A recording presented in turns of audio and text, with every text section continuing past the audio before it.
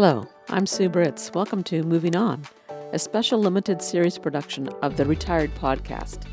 This is the second part of a conversation I had with my daughter after the recent death of my mother. In this episode, entitled 4 Generations of Mothers and Daughters, we pick up with discussion of my mother and her children, a section from a paper I wrote almost 30 years ago.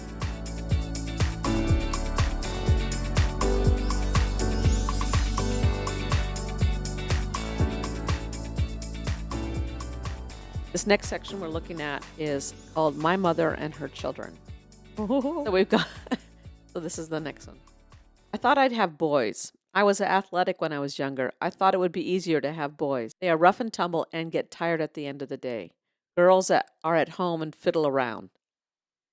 You know, is that what she said? There's a quote, direct quote from my mother. You know, the funny thing is, this is not the first time I've heard people say almost the exact thing where they're like, oh, boys are easy because they just, do their thing. Women, that you have to fiddle with their hair and fiddle with this and that and do that. I just remember hearing when she said this, my mouth dropped open like it did just now. And it says one thing, I never saw my mother as being athletic. No. It's interesting that they never really was a place in our lives where they taught us or modeled for us athleticism. But that mom wouldn't want to, girls are at home and fiddle around. It's like, wow. Well, then let your girl not be at home and fiddle around. I mean, I was a girl that did not want to be at home or fiddle around. And I guess I chased after my older brother. I wanted to be like him. And I guess when she got 3, then that was different. But she always had us dressed to the nines. I look back at the photographs. My brother had his little tie, either a bow tie or a tie, and a sweater, and he was dressed up. And the girls were always in dresses. And oftentimes when we were little kids, we had hats and everything. We were all very carefully groomed. Yes. As I explored this with her further, she admits that this was just a view of what I thought it would be like. My mother was 24 when my brother was born. I followed 2 years later. Then my other 2 sisters were born over the next 6 years. My mother is a good Catholic and raised us all as such. It was interesting because Grandpa was not. Grandpa? Yeah, Grandpa was not. He was not a Catholic. Which grandpa are you talking about? My grandpa. Oh, okay. My dad? My dad was not Catholic. No, they were in a mixed marriage. They called it back in those days. Because my dad he grew up loosely in the Church of England. And then he was like middle-aged and he had some kind of like middle-aged thing. Yeah, and he needed to go to church. So he chose to go to the Lutheran church. So that was interesting. Yeah. Both my grandmother and my mother found solace in the church. They both raised their children to be good Catholics. Only in my generation have a couple of us opted out, seeing the irony and contradiction that typically males are those that have founded the religions and are the religious lawmakers, prophets, scribes, leaders, and images of God. At this time, my youngest sister still remains active in the Catholic Church. My brother was a fundamentalist Christian. And my other sister and I don't go to church. So things have changed since then. Yeah? None of us go to church that I know of. Really? Yeah. Your brother doesn't anymore? I don't think so. And I don't think his sons do anymore. No. And the youngest, since we're not saying names here, she doesn't either? Because I remember even as a kid that they would go to church. So something changed in her thoughts about that too. Maybe it was about when she was raising her kids and took, like I did. I took you to church till you were, I don't know, 7 or 8 or whatever. I went through the catechism and then I said, no more, I don't want to. And I'm like, okay, that's cool. Yeah. Anyhow, that concerned my mother, but she never condemned us for our choices, which I do think is amazing. All my mother's births were treated as a medical problem. She was relegated to the role of passive observer. She was taken by my father to the hospital when contractions were close and constant. With her first birth, she was quickly put under and, quote, relieved of her son within a half an hour of arriving at the hospital. With the next 2 children, she received the latest in medical advances. Wait, hold on. she was put under? Yeah. Like, Yeah. sedated? Yes. Oh my god. Was that normal? Yes. Well, normal for people who had, quote, "health care," uh, and went to a doctor and a hospital, yeah, That's creepy. it is. So just like, "Here, lay down, let me gas you," and then you Well, like, that just seems so, okay, you wake wrong? up and all of a sudden you have a kid? What? What? Yeah. Yeah. Sorry, that just kind of hit I had to interrupt because that was like, "What? Excuse me, what?" With the next 2 children, she received the latest in medical advances, the epidural. Oh. Along with the epidural, she received other medications that kept her groggy and inactive in delivering her daughters. So that's interesting too. It's a hello, and here's a shot in your back, whether you need it or not. Yeah. For her last daughter, she was in the United States where the high tech epidural was not yet available and was again put under to have her third daughter. I hate that for her and for all these women who must have done that. Yeah. Awful. So, wow. Well, cause like, yeah, I get the thought where you're trying to, like, not have someone be in pain, but I don't know, I mean, aren't you supposed to, like, bond with your kid? Like, you just, like, I don't know, like, all the I don't know, that just seems weird. Well, I asked her, I said, and then she said, I wrote here, my mother does not see her birthing experiences as a lost opportunity to be involved in childbirthing. Rather, it was more, quote, more sensible. Okay, that does sound like something she would say. Of course, during this time, a period of time from 1959 to 1967, fathers were not allowed in the delivery room. Mother was dropped off to have her children on her own, with Oh, who, no one she knew physically there to assist her. Yeah, no. only her first child was breastfed, and only for a short 3 months. Her daughters were lucky recipients of the another medical advancement, instant formula. That's awful. Well, and I'm guessing this wasn't even an option, so if he had wanted to be there, he couldn't? No, I think back in those days, if you went to the hospital, it was just you did what you were told. There could have been opportunities to have an at-home birth, I'm sure. But I hate that. Oh, and the dad too to not be there to see their kid Yeah. come into the world. Yeah. It's interesting because my dad's older sister, she ended up being uh, not a doula. What's it called when? Midwife? Yeah, midwife. She was a midwife. I didn't know that. Yeah. That's I hate that for her. No. All by herself? I mean, Yeah. not by herself, but Yeah, yeah. and have these medical procedures done to you. I hate that. Yeah. Our family has always been one of the with certain topics were never discussed or discussed only in a limited way. Only if we asked would private topics be mentioned, and we were not encouraged to be curious about such things. Such topics caused such obvious discomfort for my parents that my siblings and I hardly ever asked. Among those topics was menstruation. I think Mhm. that was because both my parents were raised in families where private things were never mentioned. It was difficult for them to broach these topics on their own in their own home. The discussion was very awkward for my mother and myself. My mother did tell us the story of how her menstruation was a shocking experience for her. Her mother never informed my mother of the facts of life. So when my mother began menstruating in the school pool, she was very frightened. She thought she was dying. Because of that fear at such a young age, I think my mother was concerned about adequately informing her 3 daughters of this process. Of course, it was never discussed with my brother and was always kept quiet or secret. Ugh. That's another thing where I've heard this story before, and I just imagine this poor girl, because at this point she's still a girl. To just be like, "Oh my god, I'm dying." Yeah. That's awful. And then to have to tell your parents, break the news to them. Yeah. I mean, I'm glad she informed you guys, even in her own limited way. She did. I remember she sat us down and privately and would go over Dr. Spock speaks to a child or whatever. And yeah, that was. Do you have any questions? No. Okay, bye. Oh my god, God forbid you ask, like, "Oh, how do I put on a pad?" Or Then she gave us, no, I didn't ask those questions. oh You had to my figure those things out and you yourself. didn't have the internet to just Google it even. No, no. And they weren't just pads, they were those belts and Oh, back in, yeah. no. No. My mother says she is happy with all her children and that she gets along with all of us. I know she feels very proud of her children. She respects each of us and she loves us. I know this even though she doesn't say so. She acknowledges that we were good kids and that sometimes we would gang up on her. She admits to being strict, but felt that she wasn't too controlling. I wanted to make sure everything would run well. I was fairly lenient. N- We never enforced we never enforced deadline curfews because you never abused them. You were good kids. You didn't get into any major trouble. We didn't worry about you because you grew up in a safe place. I wanted to make sure you had a decent home life and that you enjoyed school. So interesting.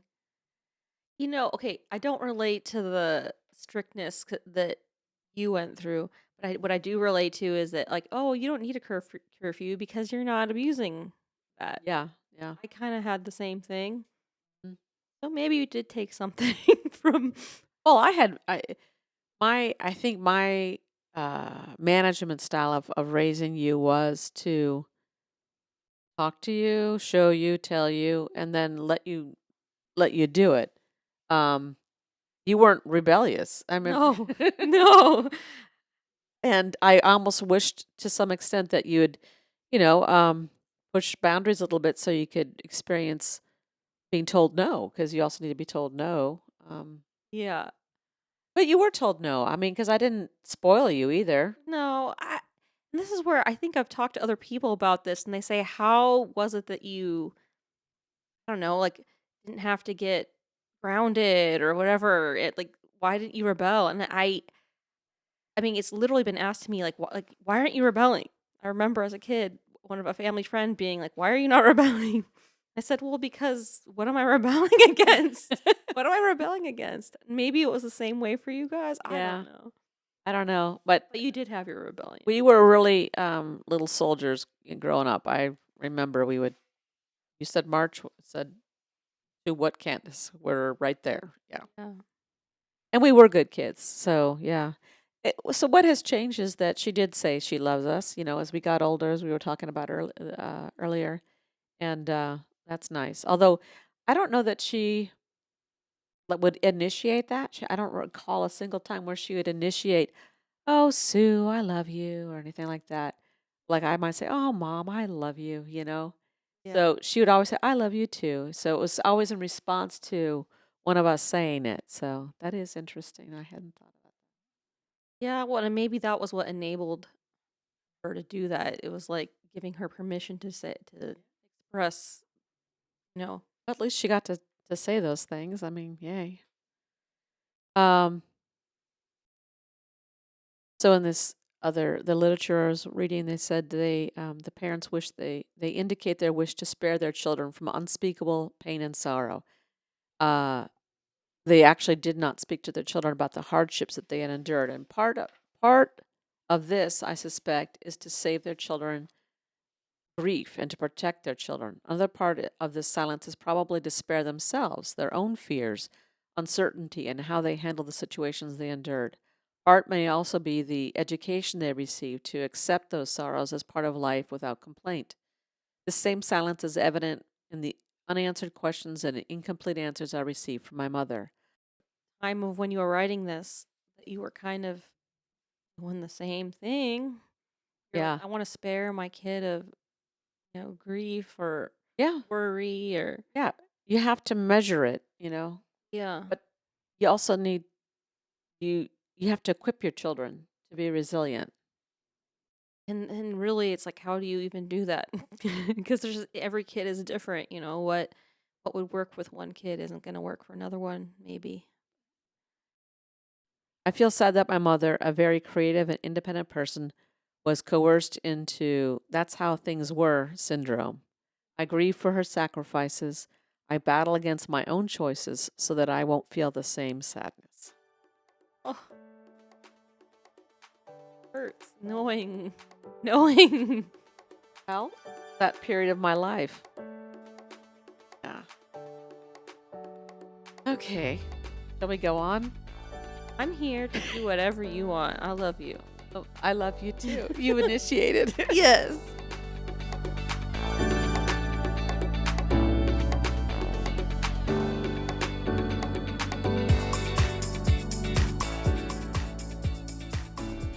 All right, this section's called My Mother and Her Victories Over Crisis. But this, by the way, is not complete, as you know. For more than a decade, my mother has battled and won a victory over cancer.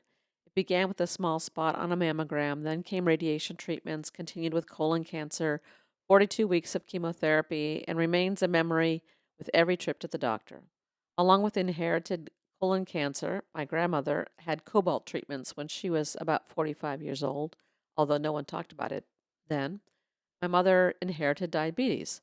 She handles this well, warning us of the possibilities ahead for us. I'm especially proud of my mother for having faced those serious challenges with dignity and strength. When I found out my mother had breast cancer, I told her that if anyone had the strength to handle such a challenge, it was her. Hardly helpful words, but true. When she was told she had colon cancer, she said, "Here we go again." Only it was much worse. She hated that time and was, for perhaps the first time in my relationship with her, able to express her emotions completely and clearly. I commend my father and my sister for their commitment to help her through the treatments.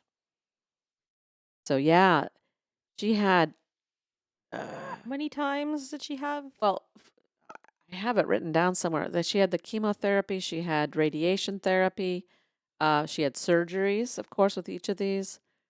And then she had a reoccurrence of the colon cancer. Then she had The uterine uterine lining. cancer, and then she had skin cancer. So, um, yeah, How old was she when this started? she was 50 when she had breast cancer the first time. You know, and ironically, my mom, in her last weeks, all of a sudden she started saying, "Oh, I have this horrible pain. It's horrible pain." And they thought that, it's her kidneys, because, by the way, she has stage 4 kidney failure. That was something else she was dealing with. But, um, oh, that she must have a blockage or something. And no, turns out my sister found that she had a lump under her left breast, and it was big, hard lump that would move. And so, she's on, we were able to put her on hospice, but, um, they're not going to do all the treatments to figure out what this is. Uh, my wife, who's a retired nurse, thinks that probably was a lymph node that got swollen and painful. But um, it, on her death certificate, it's going to read reoccurrence of breast cancer. Really? Yeah, so that they have to have some kind of terminal diagnosis to give you uh, to enroll you in hospice. So that's what she was given as a. I mean, and it could be, I Yeah, and it could be guess. without testing, you don't know, but yeah. So she started with that, and that's what she ends up with on her death certificate. So um, my mother and father never choked when it came to challenges. They didn't panic or fall apart. They were able to step back far enough to get perspective and make good plans and choices. As much as my mother respects us, I respect her exponentially more.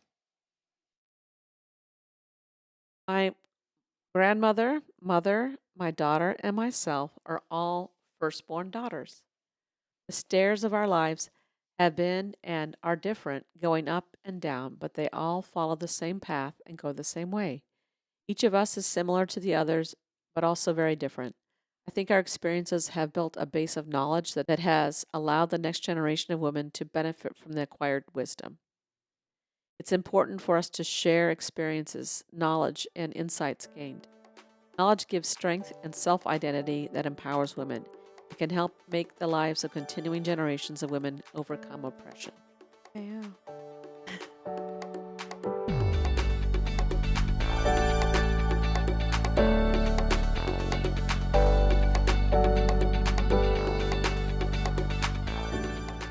And then this was Mother Today. Oh. Was mother of 25 years ago? So yeah, this is recently my parents moved to a senior community in Florida. My Oh, parents, wow. Pat Florida. and Len, they've been married 39 years. They ended up over 65. My father retired in January, so that he got a good more than 25 years of retirement, Nice. having worked for 45 years as an electrical engineer. And I write that this was based on some books that I read, and a series of phone conversations with my mother and the memories of the many stories I have heard over the years. So, yeah, It's so interesting that, several times you mentioned wishing that you could really just sit and talk to her.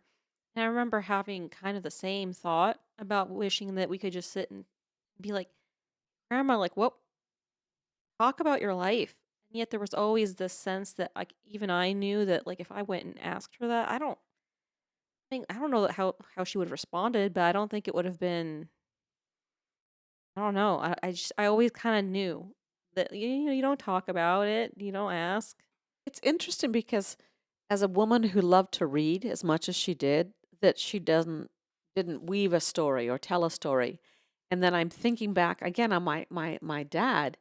You know, he's last year he's in his last months of living, and he was just desperate to tell stories. He wouldn't stop telling stories, his Yeah. old memories of who he was. He wouldn't talk about his feelings.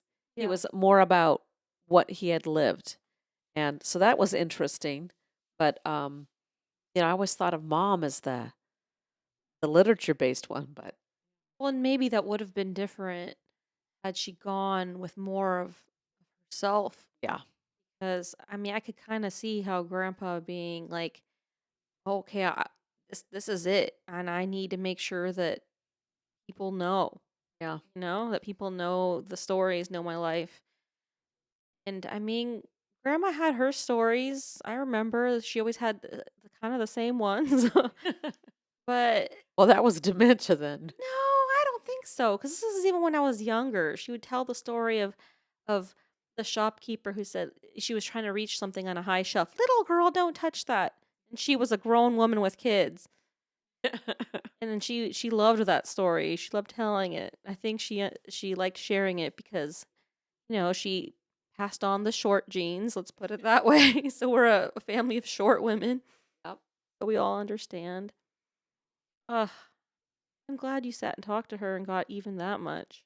Well, it is interesting to have to pull that out of somebody and never be able to really talk deeply about your feelings and stuff. And yet I think I that process of writing this, being able to see my mother at that point in my life and understand that, there's a lot more going on behind her anger with us kids and how she spanked us and stuff than what it was. And I could feel it then. I just didn't know Yeah. what it was. And not that I know the exact specifics of it, but I know that there was stuff going on that, she was unhappy with her life in respects, many respects.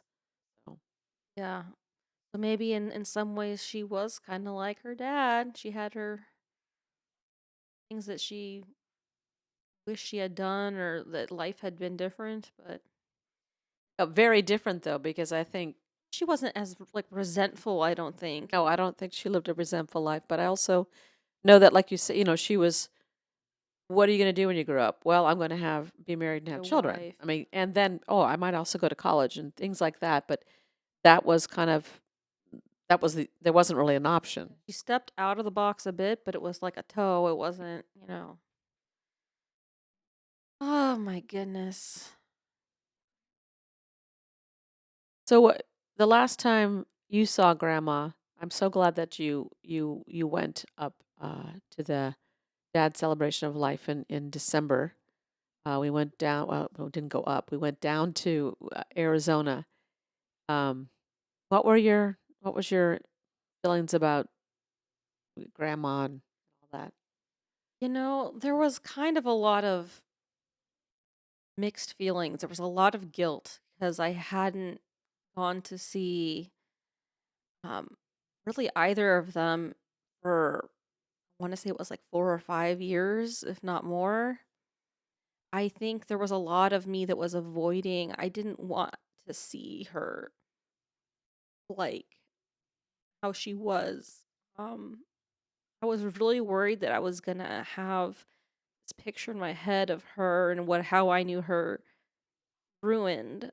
Um, that was a big fear of mine, and there is still some regret that I didn't just like I don't know suck it up and go because ultimately, that's, like, kind of all you can do is be there for people. Yeah. I was being so there was a lot of guilt when I went and finally going to see her and seeing how bad it was because I know you had been talking to me about how how things were.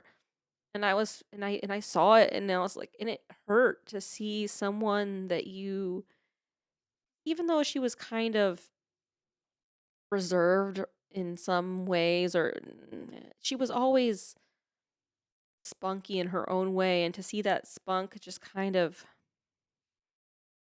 gone in many ways. There was so much of her that wasn't there, and it was I'm glad I went because I really did need to say goodbye because I knew that in all likelihood that was gonna be it. That was gonna be it, and I would hope that at least in some microscopic, small way that she knew that I cared or, um because I knew I didn't say goodbye to grandpa really, that there were so that I was still kind of feeling the guilt of that as well. It's just hard because then I start thinking about, you know, I guess you could call it selfishly. I start thinking selfishly, like, well, what happens when this is my turn to say goodbye to you, and how I'm gonna have to just be brave. I have to be because I couldn't. I don't. I want to do better than with you than I did for them. Frankly, I want to do better. There's a lot of guilt. Well, I'll say this. One, Grandma did know that you loved her and you were present because for years I'd go to so my so mom was in memory care. How long? We have to go back and look at it. She had Wild. Alzheimer's dementia for more than 5 years. I would say she's been in dementia decline for 10 years. Yeah. And so she's been slowly and then not so slowly just, losing parts of who she was. But every time she recognized who I was. "Oh, Sue," and on the phone, she recognized my voice too, and she was, "How's Patty? How's Patty?" Oh, it's like, if you like, I'd talk to her about what you're doing, and then, like, 30 seconds later, "How's Patty?" So those are the questions she asks. "How's Patty? How's school? How's teaching? Oh, you're retired? Do you have a pension?" Yeah. Those were her conversation. That was it. That was the summary of our conversation for the last at least 5 to 8 years.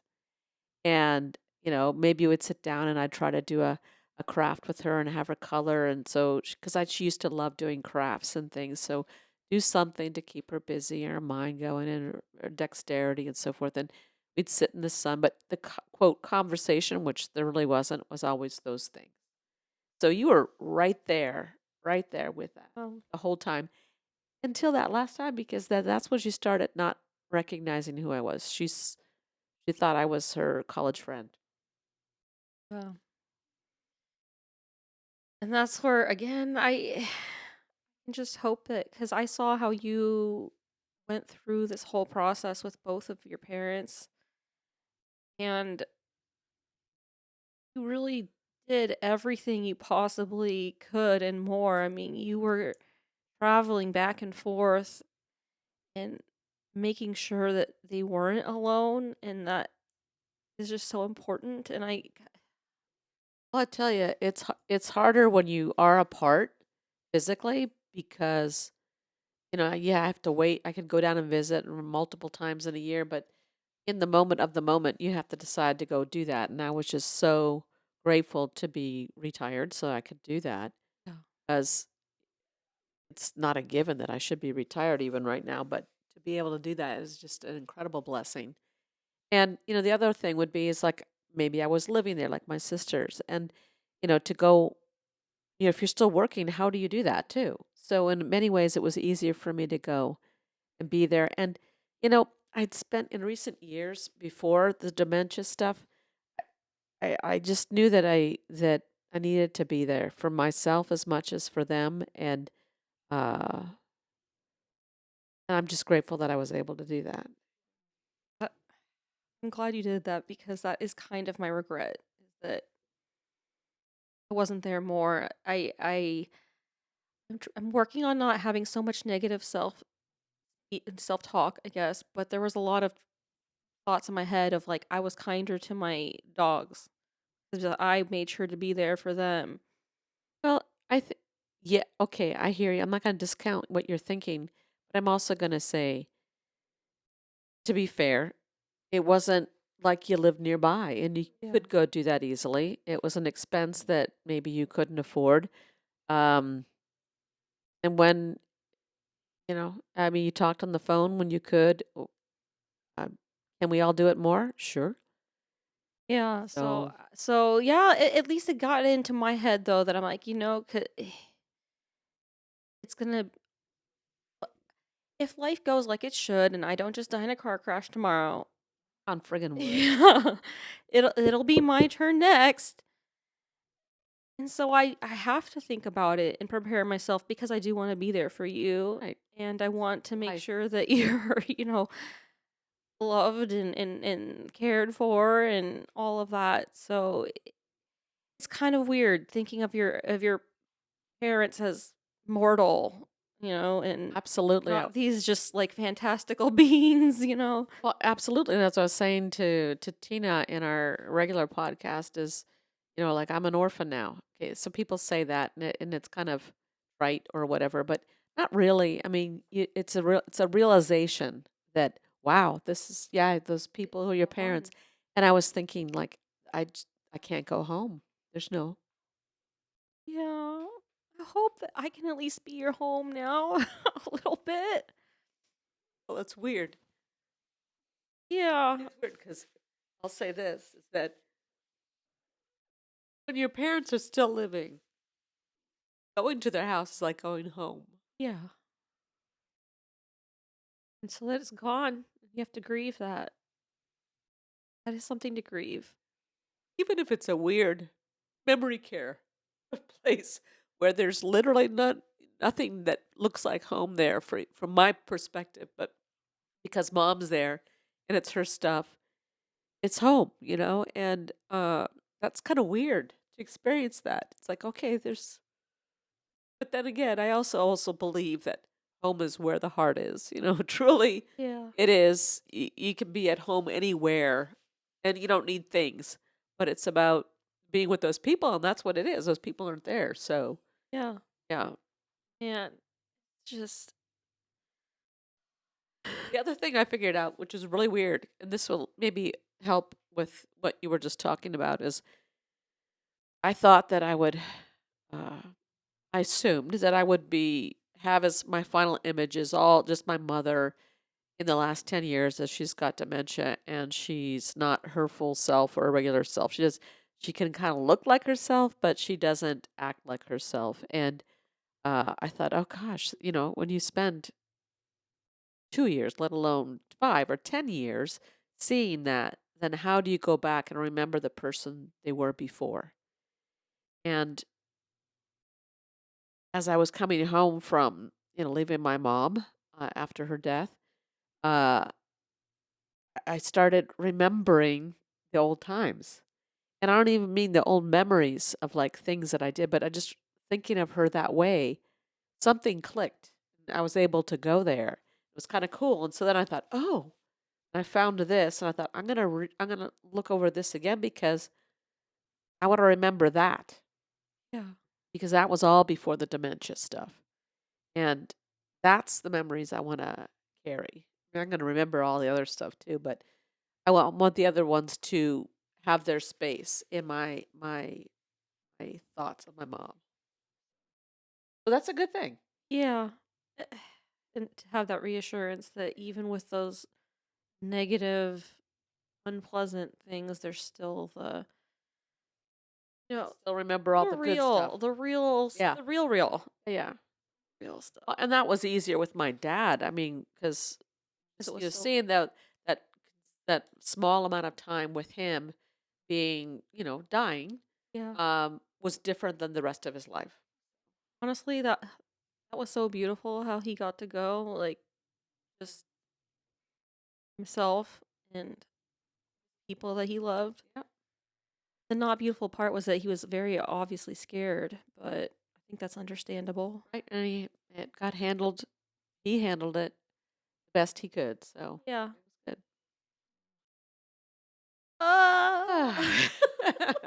Okay, well, this is part of moving on. I think that's the whole point of I wanted, to have a conversation and share this piece of writing that I had done with you and just have this as part of a moving on experience. It helps me. I hope it helps you and it hopefully learn something new about mom or grandma or me or whatever. I don't know, but I got to revisit myself when you were a little girl, which is kind of fun to Yeah. do. Yeah. No, I thank you so much for sharing it. This whole series that you have done has honestly been just a blessing for me. Um, Thank you so much. I'll have a lot of stuff memories to look back on, man. Yeah. Okay. I'm not a man, I'm a woman. Yes, yes, mother. All right. I love you. I love you.